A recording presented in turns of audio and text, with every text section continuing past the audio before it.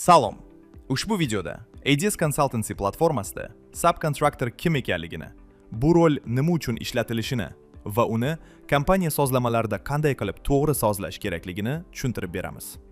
Subcontractor bu sizning biznesingizga xizmat ko'rsatuvchi yoki ish bajaruvchi kompaniya yoki mustaqil tadbirkor, self-employed hisoblanadi. Agar kompaniyangiz qurilish sohasida faoliyat yuritsa, siz ishlayotgan har bir subkontraktor uchun RCT opsiyasi yopilgan bo'lishi shart. Subkontraktor roli pudratchilaringizdan keladigan invoyslarni qabul qilish va qayta ishlash uchun yaratilgan. Tizim quyidagicha ishlaydi. Subkontraktor o'z invoyslarini chegirma bo'limiga yuklaydi. Ushbu invoyslar avtomatik ravishda sizning sotib olish bo'limingizda paydo bo'ladi. Shu tariqa ikkala tomon ham tizim ichida bir xil hujjatlarni ko'radi. Hech qanday dublikatlar va chalkashliklar bo'lmaydi. Agar biznesingiz qurilish sektoriga tegishli bo'lsa, subkontraktorlar uchun RCT dan foydalanish majburiydir.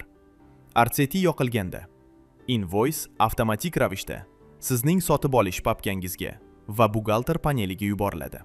Shundan so'ng buxgalter shartnomani soliq organlari tizimida ro'yxatdan o'tkazadi va hisob faktura chiqarildi. Revenue ma'lumotlarini qayta ishlagach, to'lovni amalga oshirishingiz uchun tasdiq sizga yuboriladi va nusxasi subkontraktorga soliq tasdig'i sifatida yuboriladi.